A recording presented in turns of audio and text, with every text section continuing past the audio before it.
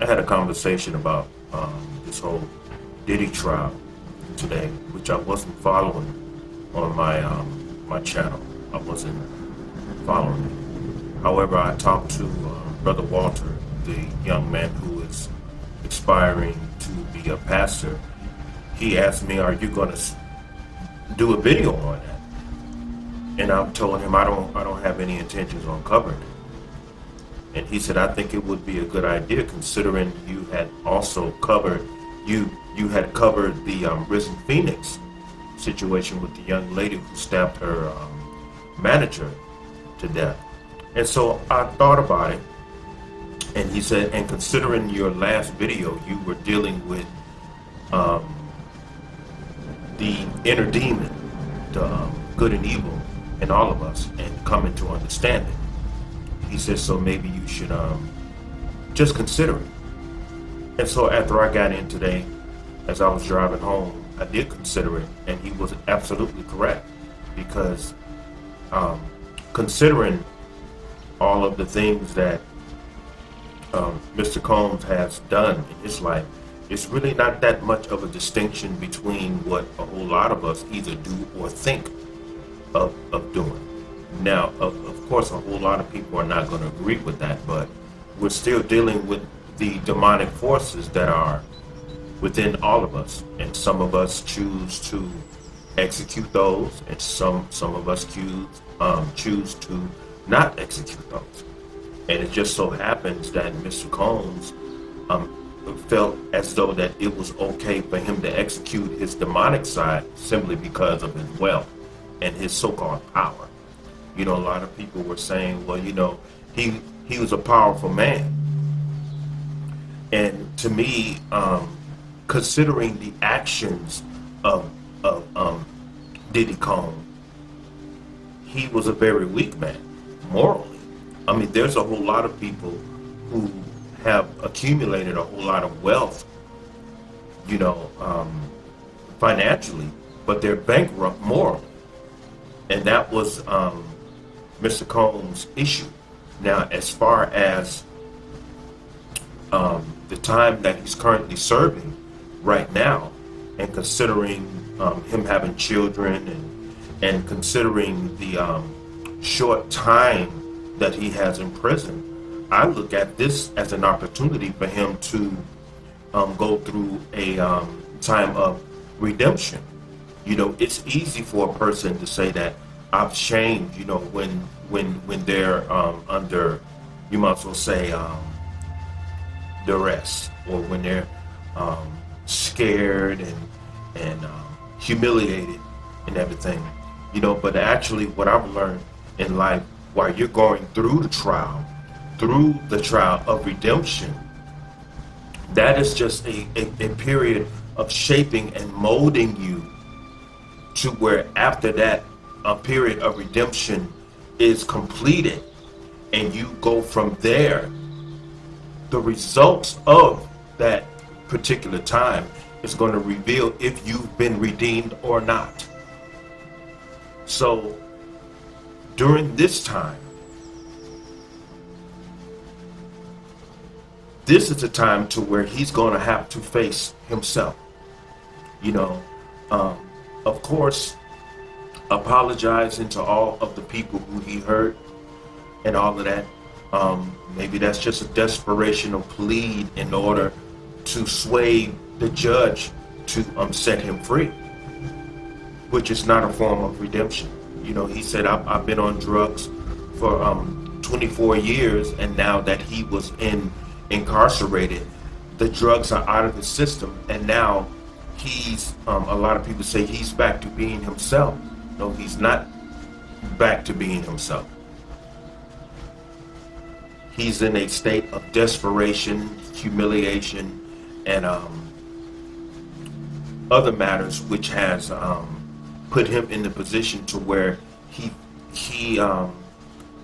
is pleading the judge for his freedom, you know. But from studying a whole lot of people like Brother Malcolm X and other people who have suffered through the prison experience, a whole lot of people find their freedom while they're incarcerated.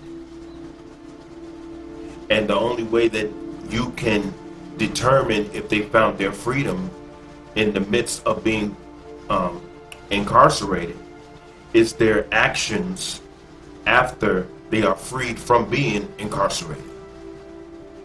So hopefully Mr. Combs will honestly use this time in order to face himself, even outside of his apologies to everyone.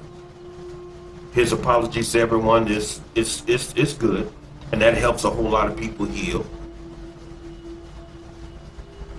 But during this particular time, he has to face himself, and really deal with himself one-on-one. And that is what's going to determine if he will develop into a better human being or not. So that's my take on it. As far as Brother Walter wanted me to speak on it.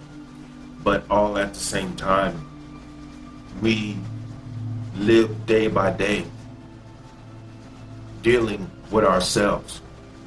I think one of the primary issues with the human family today is that it's so easy for us to stand or sit outside and view another person's life and try to determine if these people are good or bad without spending most of our times trying to examine ourselves and determine if we are good or bad or both, or where these dual components on each side lie within ourselves on a personal basis. Are you a good person for the sake of goodness? Or are you a good person simply because you belong to a religious organization or a political party? Are you an evil person for the sake of evil, or are you an evil person for the sake of good, which implies you being a part of that a group who are considered necessary evils? Those people who are utilized to do what most people would perceive as evil, but for the sake of goodness according to the will of the Creator. So my whole thing is, I guess I am going to have to talk about this. I'm hoping that he spends a lot of time with self-examination, self-growth, self-development, and everything. I hope he, at some point in time, accept the fact that he's not going to be getting out, because right now he's hurt, and all of that. And that's a very normal and human factor, to be hurt and humiliated and being manipulated by your own power and being manipulated by a whole bunch of people who claim to love you, who just were just a bunch of was just a bunch of yes people.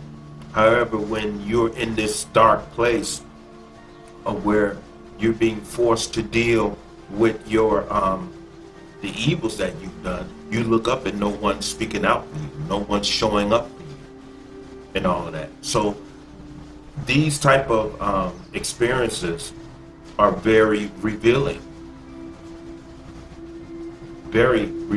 and it has to be difficult for him because he's guilty of a whole lot of the evils that he imposed on a whole lot of people. So we're dealing with karma as well, which is something that we all have to deal with.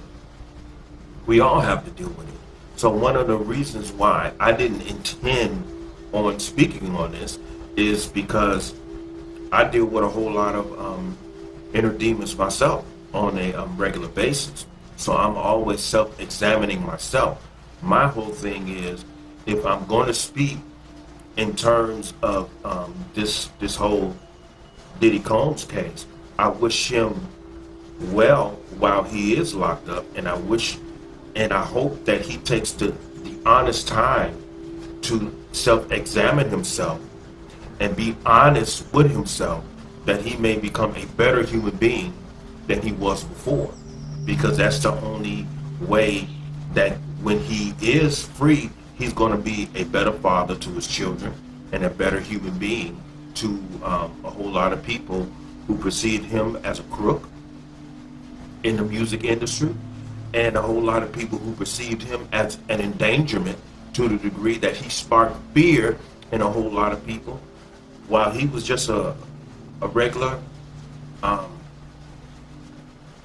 music producer, or maybe he wasn't a regular music producer, and that's obviously that's one of the primary reasons why he is where he is this day.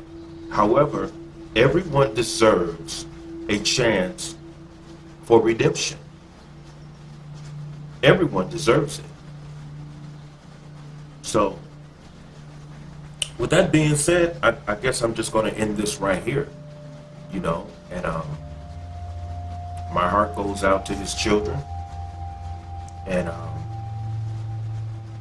my heart even goes out to him right now, and I hope that Mr. Combs does find his freedom while he is incarcerated, because the only way that he's going to be able to find his freedom while he is incarcerated, he must understand the importance of death, the death of the current self,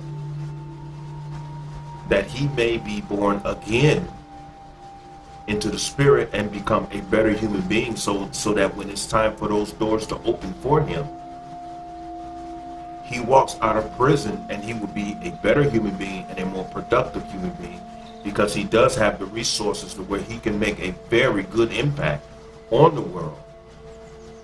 So, due to the fact that he has all of these resources that he would be able to utilize, hopefully when he is released, he's in a better mindset to where all of those resources that he do obtain would be for the betterment of mankind and not for the worst.